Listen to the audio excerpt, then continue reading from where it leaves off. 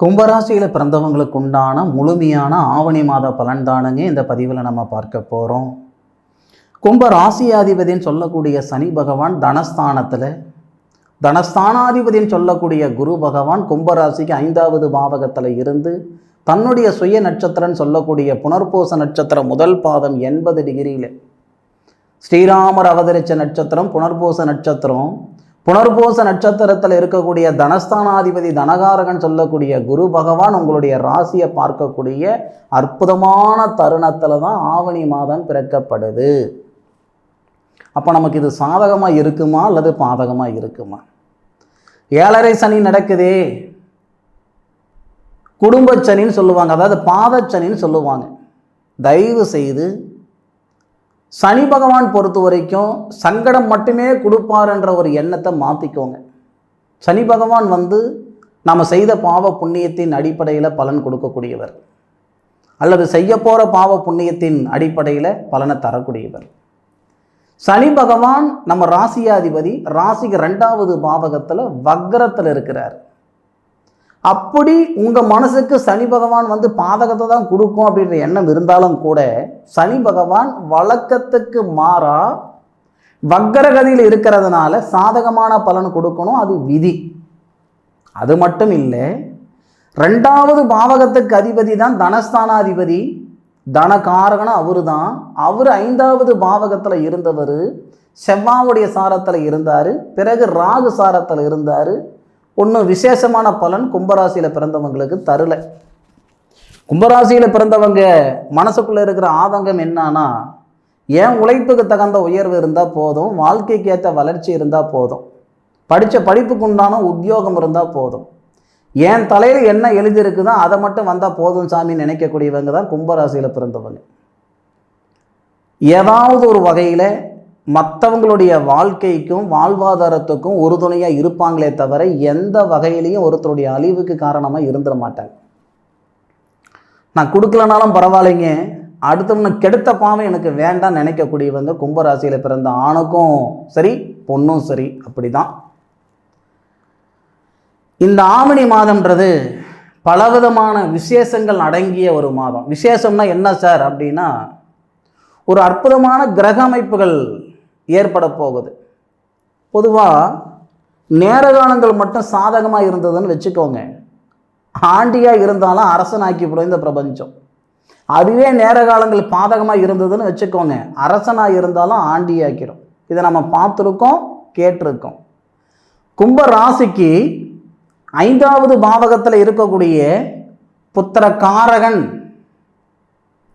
குரு உங்களுடைய ராசியாதிபதியை பார்க்கக்கூடிய சூழல்ல சுபஸ்தானாதிபதின்னு சொல்லக்கூடிய சுக்கிரனும் சேர்ந்திருக்கிறார். கும்பராசியில் பிறந்தவங்களுக்கு சனி பகவானை விட யோகக்காரகன் யாருன்னா சுக்கிர பகவான். அப்போ அசுர குருவும் தேவகுருவும் புனர்பூச நட்சத்திரம்னு சொல்லக்கூடிய ஸ்ரீராமர் பிறந்த நட்சத்திரத்தில் உங்கள் ராசிக்கு 11வது பாவகத்தில் அவங்க 2 பேருடைய பார்வையும் படுது. நிச்சயமாக ஒரு பிரமாதமான ஒரு நேரம் இந்த பிரபஞ்சம் உங்களுக்கு தரப்போகுது. இது மட்டும் காரணம் இல்லை, இன்னொரு காரணமும் சொல்கிறேனுங்க, இன்னொரு ஆதாரம் கொடுக்குறேனுங்க. உங்கள் ராசிக்கு 7வது பாவகத்தில் 7வது பாவகத்துக்கு அதிபதினு சொல்லக்கூடிய சூரிய பகவான் ஆட்சி நிலையில் வரக்கூடிய ஒரே மாதம் இந்த ஆவணி மாதம் தான். சூரியனுடைய பார்வை 1ஆம் தேதியிலிருந்து 31ஆம் தேதி வரை உங்கள் ராசி மேலே படும். உங்கள் ராசியில் ஆல்ரெடி ராகு இருக்கிறாரு. சனி பகவானுக்கு ராகு கெட்டவனாகவே இருந்தாலும் சனி பகவானுடைய ஆதிக்கத்தில் இருக்கக்கூடிய ராகுக்கு சாரம் கொடுத்தவர் குரு பகவான். சனி பகவான் இருக்கிறதும் குரு பகவானுடைய வீட்டில், சனி பகவானுடைய வீட்டில் இருக்கக்கூடிய அந்த ராகுக்கு சாரம் கொடுத்தவரும் குரு பகவான். எப்பேற்பட்ட நேரம்னு பார்த்துக்கிடுங்க. இப்போ சூரிய பகவானுடைய பார்வை ராகு மேலே. ராகு போல கொடுக்கக்கூடிய கிரகமும் கிடையாது, கேது போல கெடுக்கக்கூடிய கிரகமும் கிடையாதுன்னு சொல்லுவாங்க.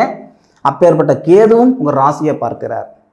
இந்த சூழலில் மட்டும் குரு பகவானுடைய பார்வையும் புதனுடைய பார்வையும் சூரிய பகவானுடைய பார்வையும் ஏன் கேது பகவானுடைய பார்வையும் கிட்டத்தட்ட 4 கிரகங்களுடைய பார்வை உங்கள் ராசி மேலே படும். இதனால் உழைப்புக்கு தகுந்த உயர்வை இந்த பிரபஞ்சம் தரப்போகுது, வாழ்க்கைக்கு ஏற்ற வளர்ச்சி இந்த பிரபஞ்சம் தரப்போகுது, படித்த படிப்புக்கு உண்டான உத்தியோகத்தை இந்த பிரபஞ்சம் தரப்போகுது. மனுஷனுக்கு எதிர்பார்ப்புக்கு பஞ்சம் கிடையாது. ஒவ்வொருத்தருக்கும் ஒவ்வொரு விதமான எதிர்பார்ப்பு ஒவ்வொரு தருணத்திலையும் இருக்குதான் செய்யுது. ஆனால் இந்த பிரபஞ்சம் எல்லாருக்கும் எல்லா நேரத்திலையும் சாதகமான பலன் தர்றதில்லை. ஒவ்வொருத்தருக்கும் ஒவ்வொரு தருணத்தில் தான் சாதகமான பலன் தரும். கும்பராசியில் பிறந்த உங்களுக்கு இதுதான் சாதகமான நேரம். இந்த பிரபஞ்சம் தரக்கூடிய அற்புதமான தருணம் ஆவணி மாதம் 1ஆம் தேதியிலிருந்து 31ஆம் தேதி வரை ஒவ்வொரு நாள்லையும் ஒவ்வொரு விதமான மாற்றம் வரும். 1லேருந்து 5க்குள்ளார புத்திரபாகியம் ஏற்படும். புத்திரபாகியத்தில் பாதகம் இருக்குது, போகாத கோவில் கூட கிடையாது, பார்க்காத வைத்தியம் கிடையாது, பண்ணாத பரிகாரம் கிடையாது, கேட்காத ஜோசியம் கிடையாது, கேட்ட ஜோசியம் எல்லாம் பொய்யாகி போச்சு, செலவழிச்சு காசெல்லாம் செம்பாகி போச்சு, கும்பிட்ட சாமியை கல்லாகி போச்சு, குழந்தை பாக்கியம் எனக்கு வருமா வராதன்ற ஆதங்கத்தில் இருக்கக்கூடிய கும்பராசியில் பிறந்தவங்களுக்கு 1ஆம் தேதியிலிருந்து 5ஆம் தேதிக்குள்ளார புத்திரபாகியம் உருவாகிறதுக்கு உண்டான நேரத்தை இந்த பிரபஞ்சம் தரும். 2வது 9ஆம் தேதியிலிருந்து 26ஆம் தேதிக்குள்ளார அரசாங்க வேலையில் நான் இருந்துக்கிட்டு இருக்கிறேன், இருக்கலாமா இருக்க வேணாமான்ற மனநிலையில் இருந்துக்கிட்டு இருக்கிறேன், 1000 இடைஞ்சல் இருந்துக்கிட்டு இருக்குது, என்னுடைய வாழ்க்கைக்கும் சரி வாழ்வாதாரத்துக்கும் சரி பலவிதமான இன்னல்கள் இருக்குது, தொல்லைகள் இருக்குது, முன்னேற்றத்தை முட்டுக்கட்டையாக பலவிதமான தொந்தரவுகள் இருக்குது, அயல்நாடு போகணும்னு நினைக்கிறேன் போக முடியல, இந்த மாதிரியான சங்கடங்கள் எல்லாமே 9ஆம் தேதியிலிருந்து 26ஆம் தேதிக்குள்ளார விலகும். திருமணத்தில் இருக்கிற தடைகள் நீங்குமா சாமி, 1ஆம் தேதியிலிருந்து 31ஆம் தேதிக்குள்ளார ஏதாவது ஒரு நாளில் கண்டிப்பாக உங்களுக்கு நல்லது நடந்துடும். பிரிஞ்சு போன தம்பதிகள் ஒன்று சேர்றதோ இல்லை திருமணத்தில் இருக்கிறவர்களுடைய தடைகள் நீங்கிறதோ.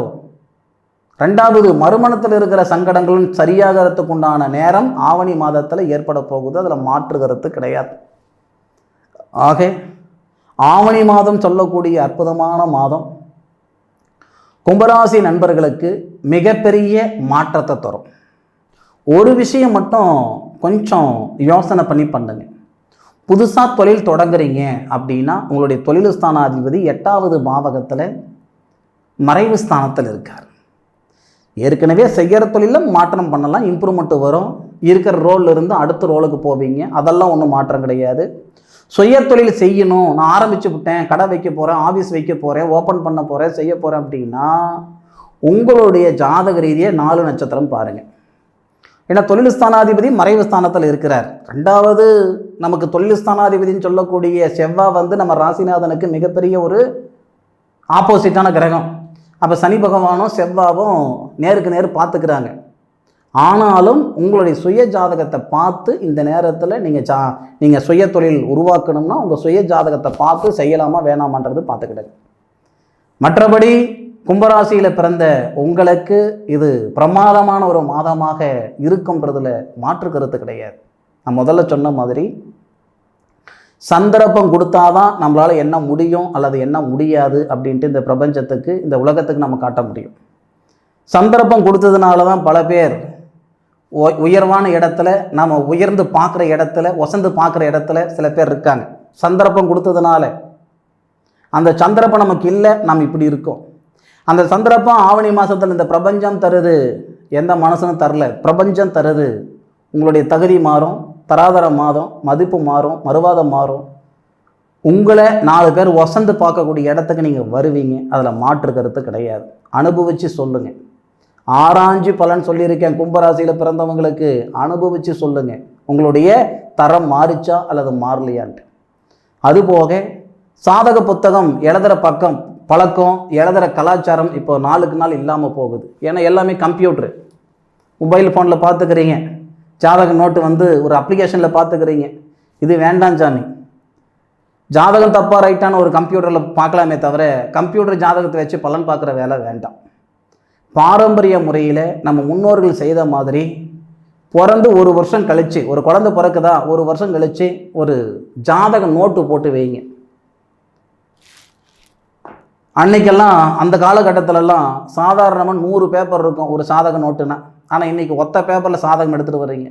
இது நம்ம முன்னோர்கள் செய்த ஒரு பழக்கத்தை மீண்டும் உங்களுக்கு உருவாக்கி கொடுக்கறதுக்கான வேலை. ஒரு மனிதனுடைய முழுமையான ஆயுள் கால பலன் கொண்ட சாதக நோட்டு நான் செஞ்சு கொடுத்துட்ருக்கிறேனுங்க. நான் செஞ்சு கொடுத்துட்ருக்கிற நோட்டு அது ப்ரமோட் பண்ணுறதுக்காக, விளம்பரப்படுத்துறதுக்காக இது நான் செய்யலை. கடவுள் புண்ணியத்தில் ஒரு 4 சோசியம் ஒரு நாளைக்கு பார்த்துக்கிட்டு இருக்கிறேன். என் வாழ்க்கை, என் வாழ்வாதாரம் நல்ல விதமாக போய்கிட்டு இருக்கு. இது ஏதாவது ஒரு வகையில் ஒருத்தருடைய வாழ்க்கைக்கு வாழ்வாதாரத்தில் ஒரு உறுதுணையாக இருக்கணும், வழிகாட்டியாக இருக்கணுன்றதுக்காக இது செய்து கொடுத்தது. இது இவ்வளோ பெரிய புத்தகம் இருக்கும். இது ஒருத்தருடைய சாதக நோட்டு. நீங்கள் பிறந்ததுலேருந்து கடைசி வரைக்கும் ஆயுள் காலம் முழுவதும் என்னென்ன பலன் அப்படின்றது துல்லியமாக தசாபதி பலனோட இந்த சாதக நோட்டில் எழுதி கொடுக்குறேனுங்க. தேவைப்படுறவங்க பயன்படுத்திக்குவாங்க. மீண்டும் கும்பராசியில் பிறந்த உங்களை சந்திக்கும் வரை உங்களிடமிருந்து விடைபெறுவது உங்கள் வீட்டு ஜோதிட நண்பனான மா காளிதாஸ் மணிகண்டன். திருச்சிற்றம்பலம். வாழ்க வையகம், வாழ்க வளமுடன்.